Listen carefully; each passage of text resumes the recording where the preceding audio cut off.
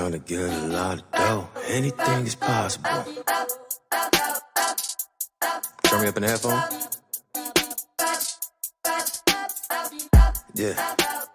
Trying to get a lot of dough and dirt through all the obstacles, cause anything is possible. Yeah. Oh man, I got a lot of gold. Stack that bread and by my nose. Anything is possible. Yeah. Yo, what's up, everybody? Welcome back to I'm a Pot Star, Not a Doctor. It's your host, the Cuff Daddy, with my man, the American Pharaoh. What's up, Sharif? What's going on? Oh my God, what a day! What? Did you operate on the wrong shoulder again? No. I had a great day. So see this behind it says Kingsley Club right here. Yeah. That's where. So I joined this place about maybe a year and a half ago. It's a club up in northern Michigan, about 3.5 hours away from home. So me and 3 buddies left the house here at 6:30, got up there, played from 10:30 to like 3 o'clock, then just drove down, stopped, had dinner, and coming back from northern Michigan. So it was like a golf day boys trip in 12 hours. Wait, who's seeing your patients? What's going on? You just abandon everybody today? Yeah. How do you do that? Well, I just didn't go to work. What? And then what do you do with your phone is the question. Are you like on your phone? Nope. You like put it away? Put it away. And like, so no emails, no voicemails got answered. Yeah. So once we got back in the car, I had to catch up, but I mean, it wasn't bad. It's like, look, sometimes you got to disconnect. And so I had no cases today. Well, I will say it this way. I actually had 2 cases today. And then as my schedule was talking to these people, they're like, is there any way we can change the date? So we just moved them to a different day. And so I had nothing today. Amazing. So I was like, you know what? I'm taking advantage of this stuff. So you're trying to disconnect, but then we're always talking about people need to connect and get on their phone and make videos and build their brand and stuff. But you're like, not today. I agree with everything you said. However, not today. Not today. Not today. Today was a me day. I never take me days. So I had a great day. It was a great day. And I played pretty well. You did? What'd you shoot? 77. Not bad, dude. Not bad. And the worst part is it's par 71. I was 5 over on the front, 1 over on the back. That's what she said. I know. Wait, did that work? I don't know. I just threw that in there. I don't know. It just sounds funny when you say it. But the best part is this. So I think the reason why I was late tonight is, so we go to dinner on our way home and we stop at this place called Frankenmuth. And Frankenmuth is this city in Michigan. It's a German city that literally celebrates Christmas pretty much 24/7, 365. So it's always Christmas in this town. So there's 2 competitive chicken places in town. They make fried chicken. And so we go there and it's family style.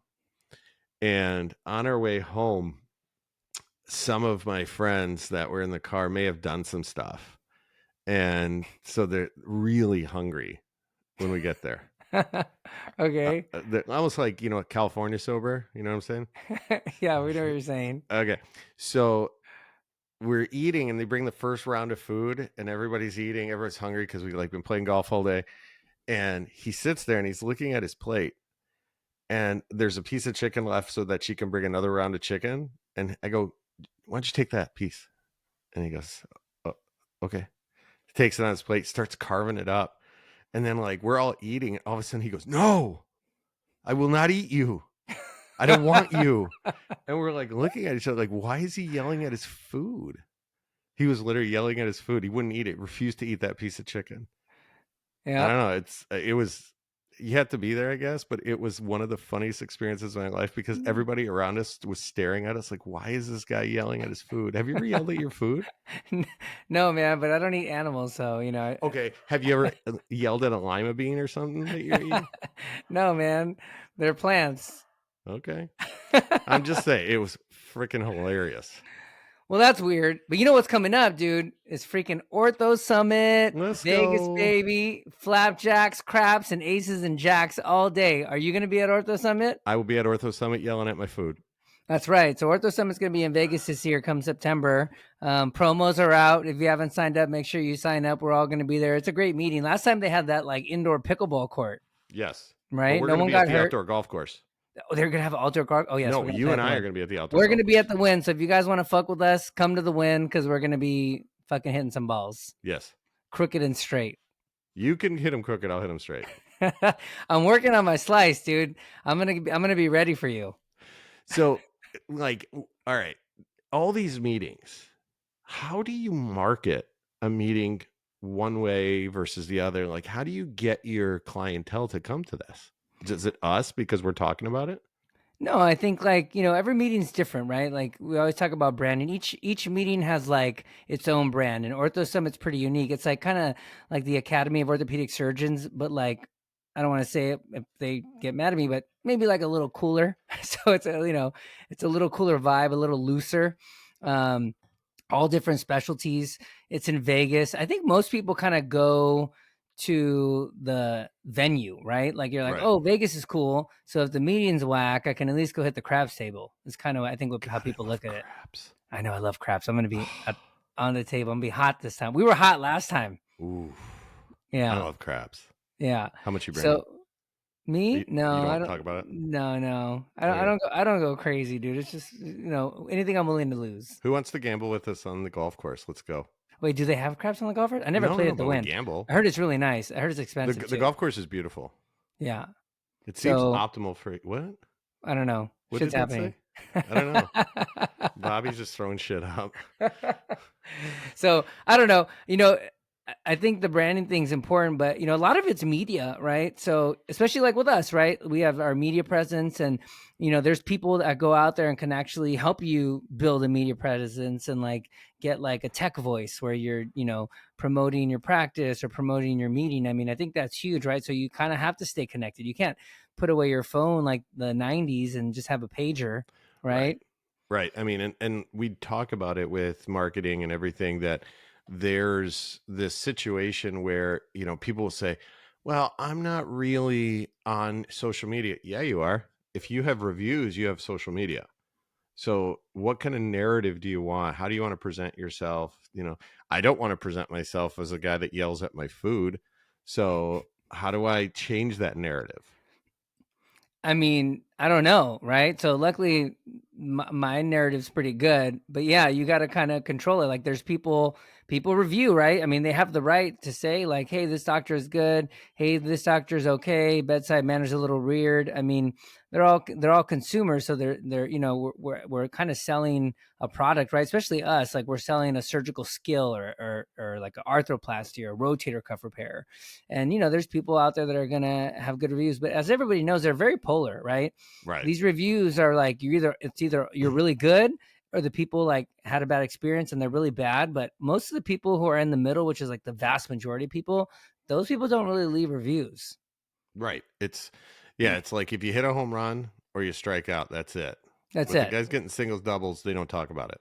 No, but And- they're doing well. Yeah, they're doing well. They made it on base and they're happy and they're back to playing what they want, but they don't say anything about it. So sometimes you have to make your own narrative and present your, what you want out there to be seen. I mean, obviously within the, realm of what's real. I mean, you don't want to lie, but you can, it's Hollywood sometimes. And so how do you make yourself look good? Yeah, you shouldn't lie on your website. I'm not going to name names, but I've seen people say things on their website. I'm like, that's not true. Oh gosh. Right? What about the ones that say that they're the team doctor of, such and such, and or- you're like, dude, that was your fellowship and you were a fucking fellow. Yeah. You weren't the team doctor. You were just covering for the team doctor. It doesn't make you the team doctor. Well, I mean, I But- don't want to say that because I feel like a lot of guys do that. But yeah, that's the thing. But, to be fair, those are competitive fellowships and they were the team doctor for the year. So Fair. I mean, I'll give them but there's- that, but then it's- say for it's that very- year. it's very vague. Yeah. Yeah, the vagary. The You gotta- vagary. Yeah, you don't want to be vagary. We should have somebody on that can help us like with our med voice and like talk about this. We need a guest like that. So who do you think we should bring on? I think we should bring on our buddy Jay. All right. So Right. you want to introduce him? Yeah, so today we are going to have a special guest who started a company called MTV. And no, we're not selling music videos and popping booties or anything like that on the show. The guy, it's actually MedTech Voice. And Jay's a really cool dude. His name's Jay Pendleton. We ran into him in Miami. Very cool guy, very social. It's going to be a fun time. So we're going to have Jay on today. So let's bring Jay on.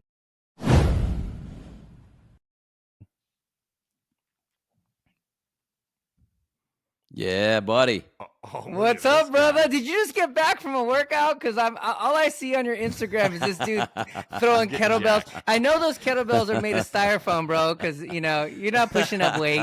You're not pushing up weight. Yeah, my wife is like, what is up with? Why do you always working out? Why do you always doing that? I'm like, number one, it's mental. It clears it all for me. Number two, because guys like you recognize it and you respect the game.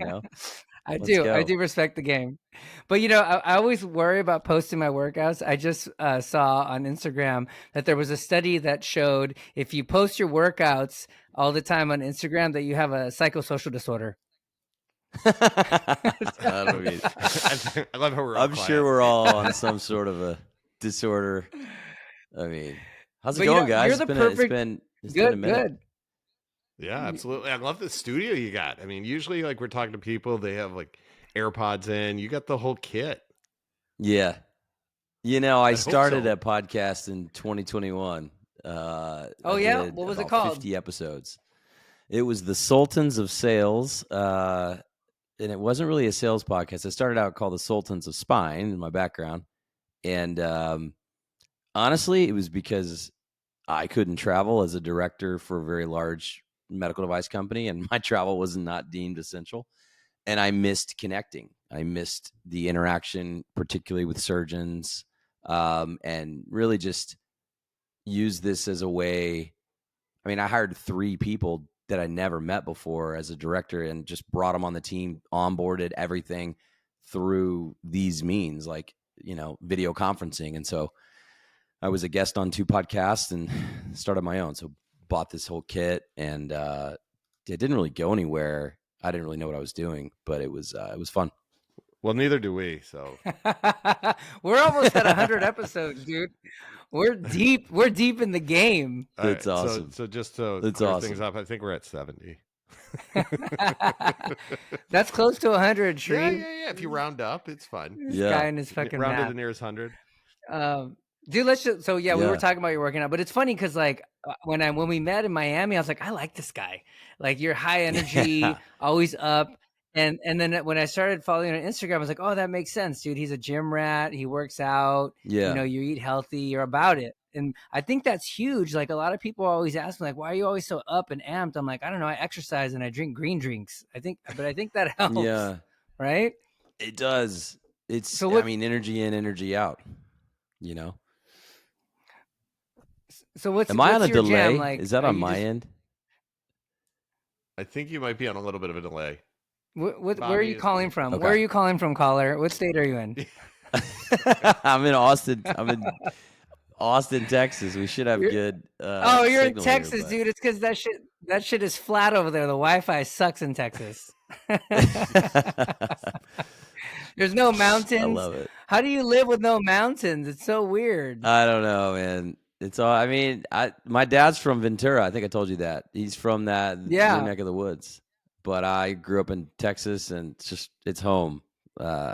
We got roots here. I like traveling though, and I get to see a lot of other parts of the world. So, Jay, let's dig into this. So, you started as a spine guy, as a spine rep, and then worked your way Yeah. up. And then, so what made you do this pivot to? And why don't you tell us, talk to us about like MTV, where it came from, and like why make the change when you're doing so well with Yeah. all the spine stuff? What is MTV? Tell us. Music television. It's a No, it's not platform. that. So MedTech Voice was really born out of, I mean, honestly, I didn't have a lot of other options as I weighed what I wanted to do with my life post pandemic.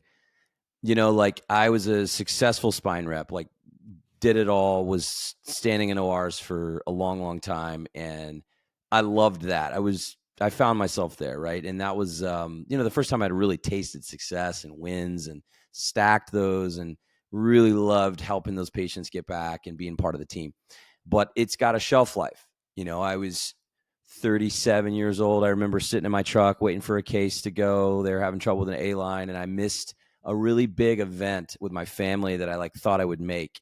You've all been there. It's like, yeah, I'll meet you there, and you don't even get close to making it. And I kind of thought, well, what do I want to do in the next 10 years? What do the next 20 years look like? I don't want to be standing in that OR. So what does that leave me with? Because it's like Liam Neeson, I got a particular set of skills, and what do I do with these skills? So it took 11 months of convincing, and I finally caved and got into management. A competitor kind of recruited me over, and it was good at first, kind of an amalgamation of case coverage, surgeon dinners, and relationship building, team, growing that team, leading a team, hiring other competitive hires. It was great. We built up a team. I had about 15, direct reports, and it was great. Everything was going good. And then, Mr. COVID hits, and then we shift, and everybody kind of is trying to figure out what's next. And so, I was actually promoted during all of that. A lot of people lost their jobs, and I had survivor's guilt. It's like, I can't celebrate this promotion because the only reason I got it is because other people were gone and they had more money to give people like me. They didn't want to go to the competition. And that never really sat well with me. I was like, I don't think this is home for me. Big corporate America and climbing the corporate ladder didn't feel right. Like, the higher up I got, the further away I got from your ORs, the further away I felt connected to the work. And I have to be aligned in my work. It's just how I am wired. Also, I think I've read this once, like the most addictive substance in the world, next to heroin, is a high salary. I did not do well basically making a lot of money, and it didn't matter what I did, the money would come in. That's not good for a guy like me. I'm a eat what you kill guy. That's why commission sales always worked for me. And that's why building MTV, where if we don't do projects with clients, we don't eat, that is the edge that I got to stay on. And I know that now about myself after, going into the high, VP role. So ultimately I got up to a VP of sales role for a startup. And it was a wild experience. I learned a lot, and pretty much learned that most startups fail for a number of reasons. And one of the things that I really hated was describing who we were and what we did. Because when you don't work for the big companies, you don't have that logo here like Nike or, I used to work for IBM before I got into med sales. It's hard to get meetings, and, people don't really care too much unless they really know what you can do for them. And how do you do that at scale, again, when travel was limited? So this is post-COVID, 2021, 2022. And it was tough to, make any headway in terms of growing that startup. And I learned, a lot of lessons, but ultimately, it was a failure. And so one of my most famous LinkedIn posts was I was the VP of sales with no sales. A lot of demos, a lot of surgeons that liked, hey, Jay, yeah, it's great, bring it in. But, when you're selling something with really no path for reimbursement or anything, no way for a hospital to improve, it doesn't really matter how good I think I am or my relationships, those are non-starters. And so we needed a way to tell our story. We needed a way to connect with people with influence, right? And so I started just, this started when I was back at the big company. But I started sharing on LinkedIn every day, and I just grew this following. And I did it to connect with those aforementioned competitive reps for the competitive companies we were trying to bring over. And then I built a brand for myself, kind of as a byproduct. That's what really kind of started opening my eyes for what's possible with digital influence and digital trust and all the things that I kind of trade now for my clients. So Jay, so that's a fascinating, and I'm glad that you did that because it sounds like you found your spot.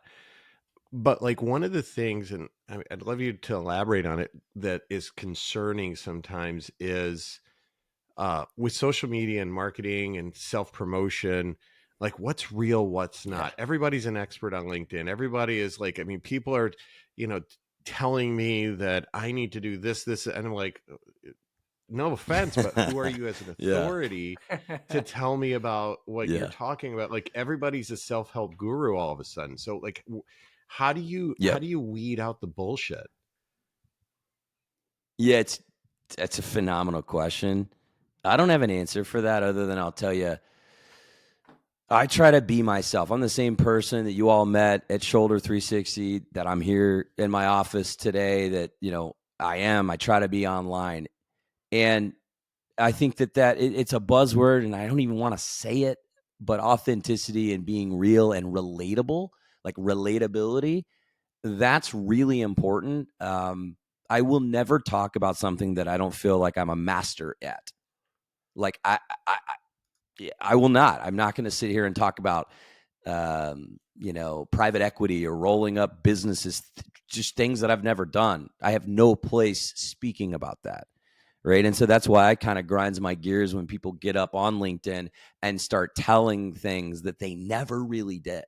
Or this, there's some people that spent a cup of coffee doing the job and now they're teaching people how to do the job. That, to your point, irritates me. Right. Yeah, you got to stay in your lane, dude. I try to stay in my lane and just be yourself. And that's why I liked you, because I was like, I like this guy. He's cool. Like, and then it sounds to me though, like you're like me and Sharif. You're addicted to the hustle.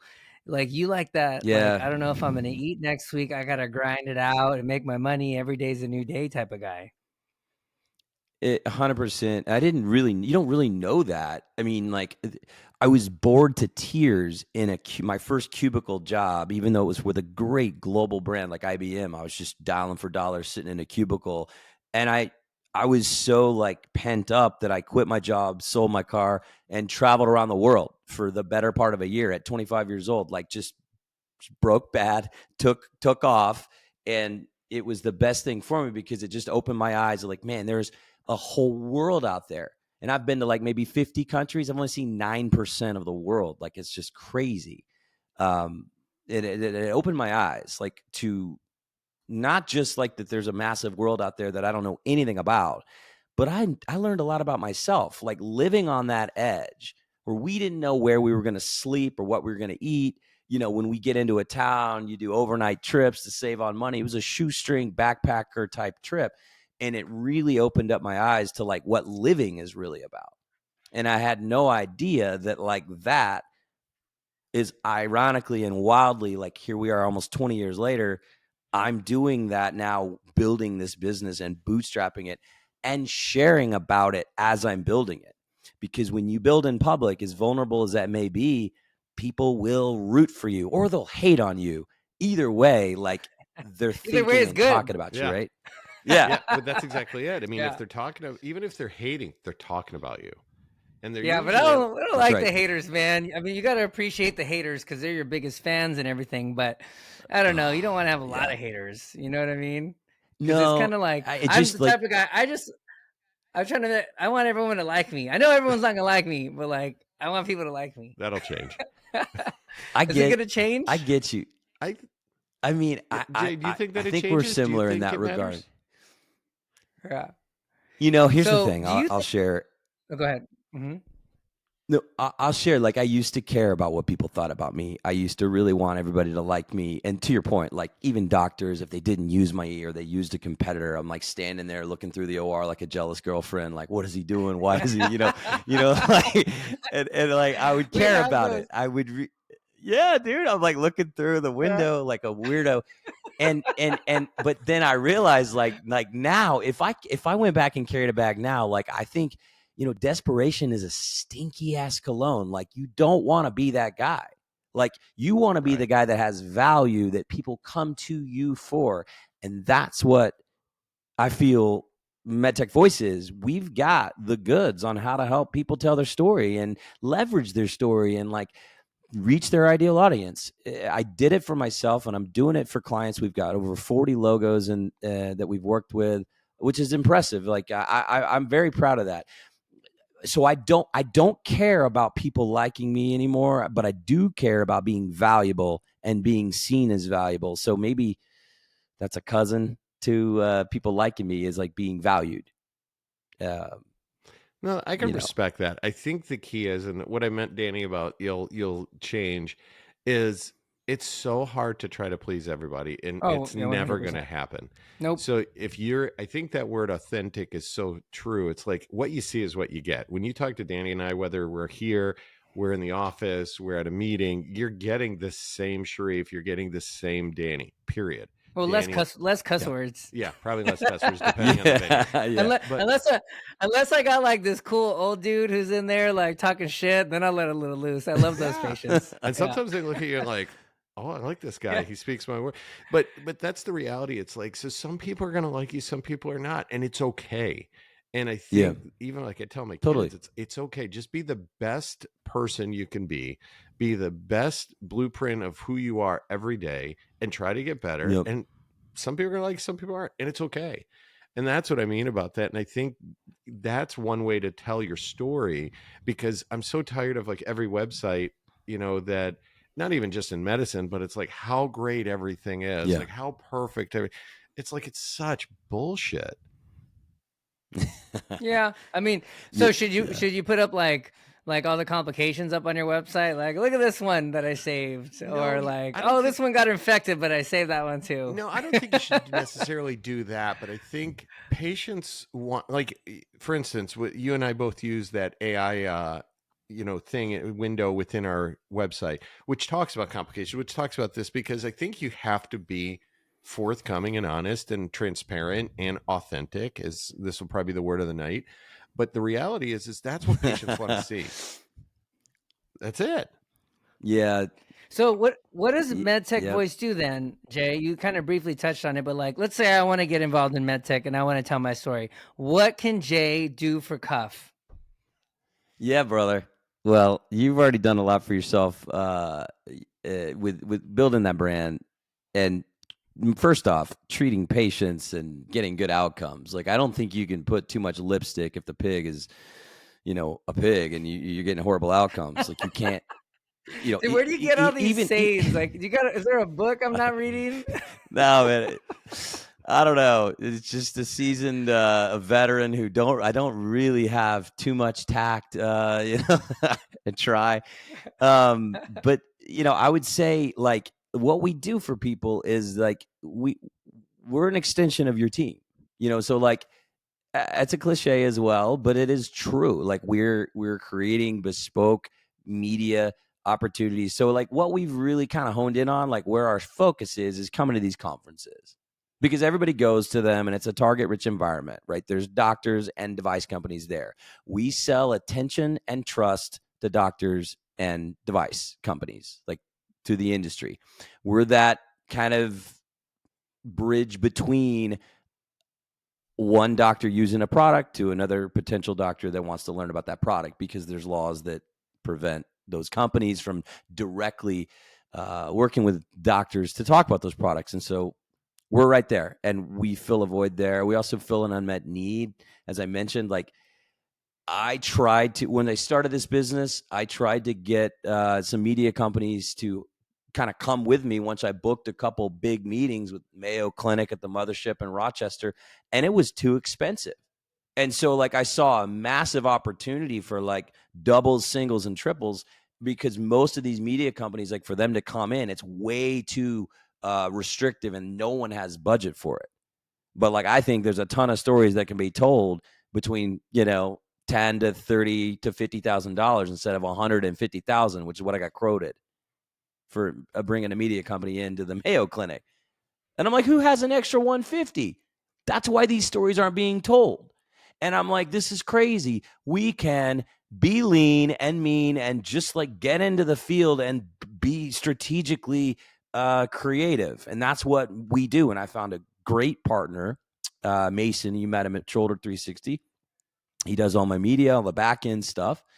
And as we scale, we're going to work through people in the industry that have relationships with companies and doctors. And so, what I can do for you or your colleagues is that, look, if you have a story to tell and you want to reach more patients, like, yeah, you're probably working with SEO people, PR people, social media people. We're not trying to replicate that. We give you assets, just video content assets, as well as strategy around how to tell your story, how to leverage it, and how to go contact some of these companies that you already are speaking for and doing things for. But I used to work for these companies. I know a lot of these folks. And so we kind of connect those dots and help you build, ultimately, leverage through your brand and your business. That's awesome. Mine's going to be like Biggie Smalls. I'm hustling out in these streets just trying to get money to feed my daughter because, it was all a dream. That's what I'm going to call it. It was all a dream. I love it. I love it. I mean, there's so much. But that's what's amazing is because I think there's so many opportunities. And I think there's so many of us out there in medicine, whether it be the docs, whether it be the hospitals or whatever, but nobody really takes the time to, because we have this short attention span. It's hard to hit somebody with 15 seconds of content and say, this is who I am. It's so impossible. And so you need a little bit longer content, and you have to have the ability for somebody to have that attention span. But I'll tell you what, yep, yours came up after Shoulder 360, and you did their video after the meeting. And within the first 5 seconds, you caught my attention that even though I was scrolling, I stopped and watched a 2.5 minute video. So there's something to be said about that, where it's even when you have a short attention span, how do you grab me so quick?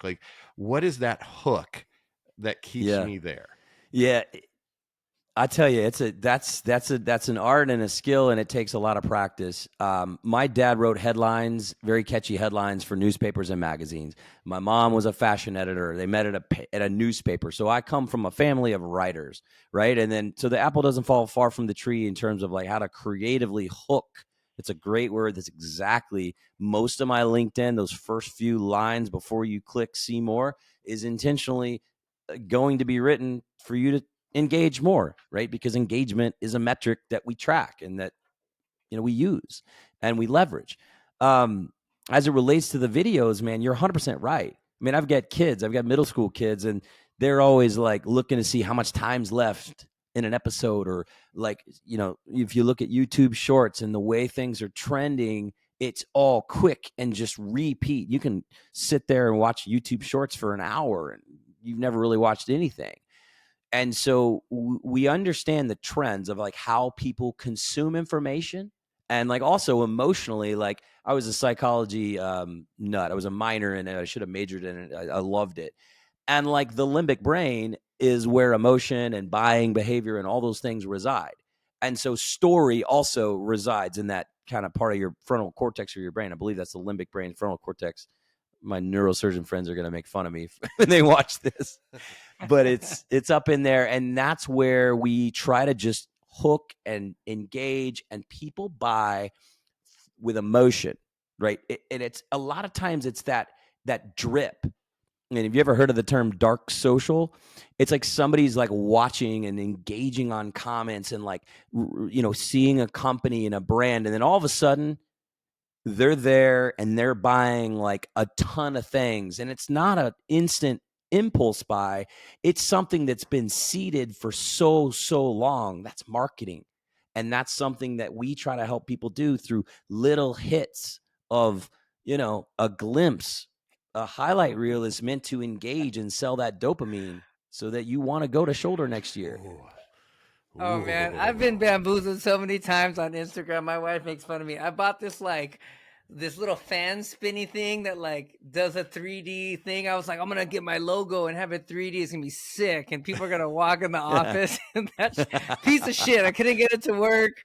Everything was there was no directions. It was $100. You can't return it.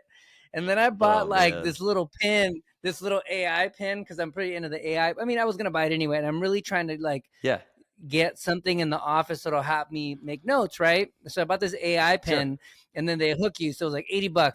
And then I was all right, how do I put my template in it? And then like I'm Googling on the website, it's like $400 to get the full version. And it's like all this maintenance. I'm like, oh man, I got hooked again. I'm not going to pay that. It's bullshit. But You just need Bobby. Bobby will do that for us. I'm not doing it again, but you're right. I just kept seeing it in my feed, and then I was like, "Oh, I can use this for something," and I bought it.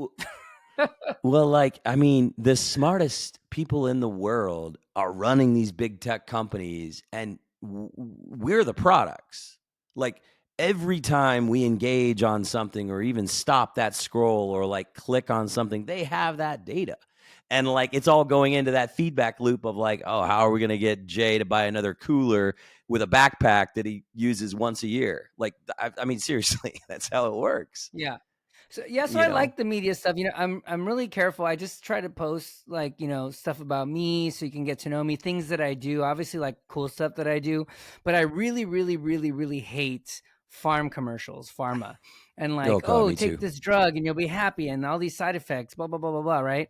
And like, I'm just worried, like with all of us doing this, like, I don't want to like oversell surgery. Like I'm pretty conservative with offering surgery, even though I'm a surgeon, but I don't want to like oversell anything. Like, people like, oh, I want this surgery from you because it's going to get rid of all my pain because I saw your media thing. And I was like, oh, okay, well, first let's figure out what's going on with you, right? But that's the one thing. Like, do you think that that's a concern? Is that a concern for you? It's a great concern. I also I abhor those commercials, and I think they're going to go away. I mean, I've heard some recently. I don't know if RFK Jr. is going to get anywhere with it, but he wants to ban those. I mean, we're the only country outside of New Zealand that even allows those. Every other country bans pharmaceutical advertising. Country, yeah. I don't like them. What I think you do a great job, both of you, is you're real, you're yourself, and any doctor, and particularly a surgeon, right? There's that operation. That should be the last course, right? But I feel if someone is going to operate on me or anyone that I love, right? I want to know about them. I don't know why. I want to know a lot about them, probably more than I need to. Like, are they family guys or gals? Are they athletes? I don't know why, but I just want to better understand the person, that's going to be taking care of me or my family. And I think what that does is it humanizes the whole thing, and it demystifies surgery, like something that's very scary for everyone involved. And so I think what you all do, and what I would encourage anyone watching this, just like honestly answer what are the top questions you get in clinic, like all the time? Like if you just answered those like on a camera, it's not that difficult. But if you're just like answering like, hey, here are the top 3 questions that I get, and you answer them, and here's why, kind of that bedside that you do in clinic when you're maybe reviewing a film. I think that's all it doesn't take many tricks. Like, I think it's just like being yourself, and just like you're doing the digital advantage of one to many, like just how you would treat that patient, that one-to-one conversation. If you just are comfortable sharing that openly on social, and then that's a way that maybe people can see themselves kind of in your care. And then that's really where that trust is built, in my opinion. It's all about trust. So you can help us do that. You can help doctors do that. We call Jay, and you can help us make cool videos, right? Yeah. So we've focused right now, predominantly we focus with the industry partners. We do have a handful of surgeon clients for sure. And we're working on something really exciting. I didn't know I was going to share this, but like we're working on like an awesome just system for people like yourself.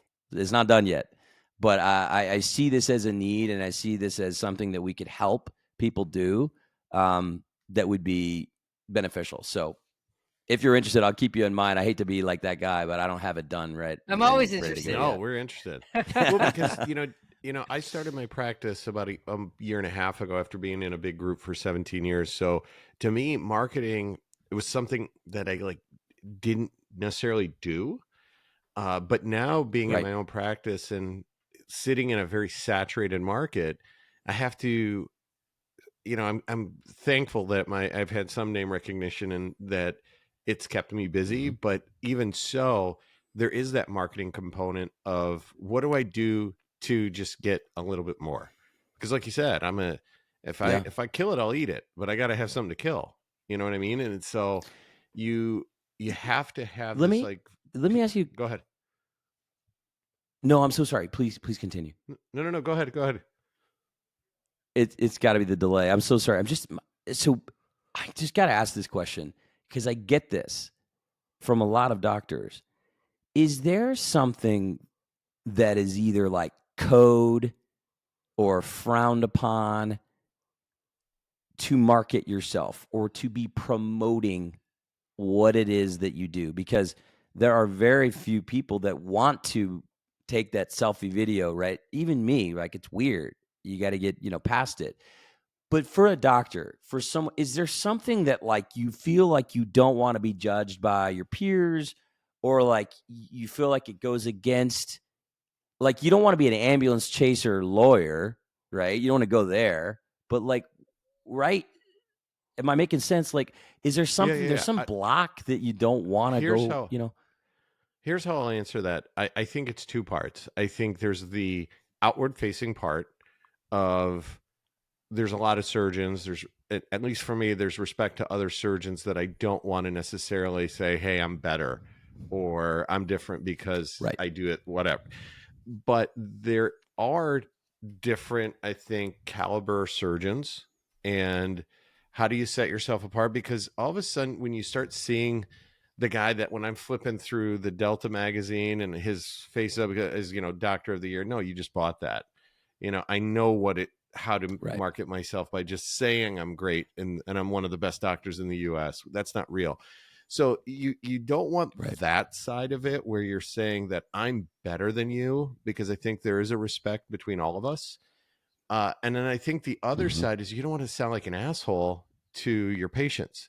So the patient facing side, they already are Yeah. coming to you and saying, unfortunately over the years and looking at that one movie with like Alec Baldwin when he goes, I am a god, there's this like Yeah, God God, complex that, malice. it's a great movie, but the reality is like people already see us like that. So I think that Mhm. if the only way I'm doing that video is if I'm doing it in a way where I'm kind of in the middle, humanized. Like you said, what are the three most common things I see? Let me talk to you about them and blah, blah, blah, blah, blah. Maybe that. But I'm not going to get up there and say, hey, Yeah. you want your ladders? Yeah, you come to me because I'm the best in town. I'm not, I don't think any of us are that guy, even though Danny and I might feel that that's who you should see as us. But I don't think either of us would say that. Right. No. No, I mean, yeah, I mean, I think we market ourselves like unique surgeries that we do. A lot of it is just patient marketing. So, they have good experiences and then, they send their friends, they have good results. So that's the best marketing, obviously. And then, I think a lot of it is, I like what you're doing with this MTV thing. I also came from like a big group, not to say names, but I had a good experience, but I felt like I was trapped in like this giant corporation, and they made a lot Yep. of videos and promotions that promoted the corporation, but they didn't really Mhm. promote the individuals and elevate the really good doctors that they had, because the That's right. doctors to the corporation were removable. If you pissed them off or you don't want to play ball, they just get another person. If you quit, they just hire another person. So it's always about the whole and never about like the doctor. So I really enjoy being in private practice because I work for myself. I make my own Right. name. I can promote myself. And I think that I really wish, and I think it would be better if medicine went back to that, where the doctors were responsible for the care and they can do what they wanted and not being told what to do by the big hospital groups or whatever. And I think that that's a lot of reason these guys are burned out, right? Because they just Mhm. realize you hit like this level and then you just coast. And some people don't want to coast. Some people want to still grind, and some people want to like change and learn new surgeries, right? And that's kind of who me, and I know Sharif's like that too. But I think that's what's missing. I think that like what happened to healthcare in America and all the doctors got gobbled up, that everyone's just like nobody promotes themselves anymore. You just work under this big corporation, and then you're gonna die, and that's it. And then the corporation lives on, and they sell their brand, but they don't really sell you, which is who makes them.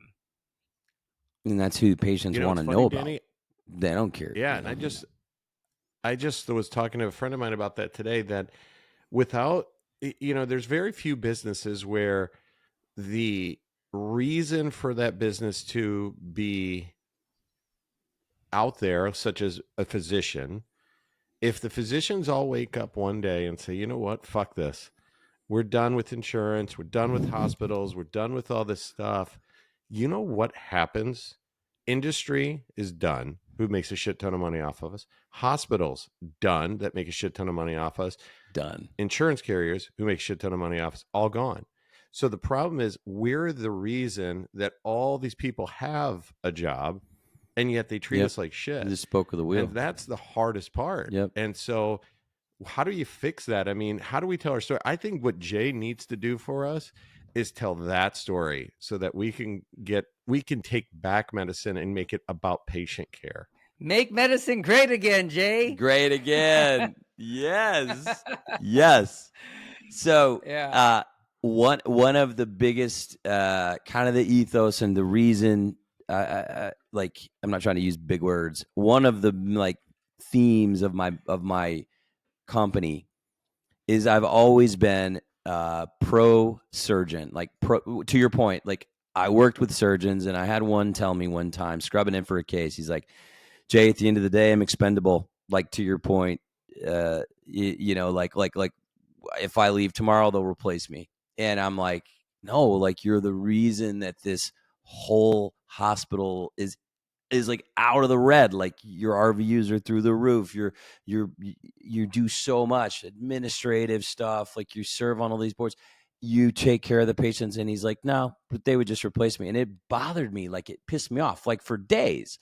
And this is not even me. I was just like, for my friend, I was pissed. I was mad that's what he thought, but he, unfortunately, like, that's the system. And, when you search, and I went through this with my dad as his caregiver, and like, he was getting bounced around between pain management, spine, infectious disease. Like, he ultimately had like osteomyelitis, the cervical spine, which wildly and ironically is something that I've been in cases and treated as a rep. And, but we were just getting the runaround, and like, I couldn't get outside of the fact that I know a lot of doctors and have a network of people that can tell me who to go to and who not to, right? It was really hard to find information online, like no videos. And to your point, it was more at the top level of, this is the spine center of this hospital. And it's like, I don't care. I want to know which doctors specifically are going to be taking care of my dad. Like, that's what I want to learn. And that's not there.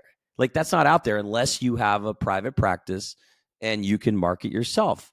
And I think it's just because they don't want it to be there. They don't want you to outshine the system.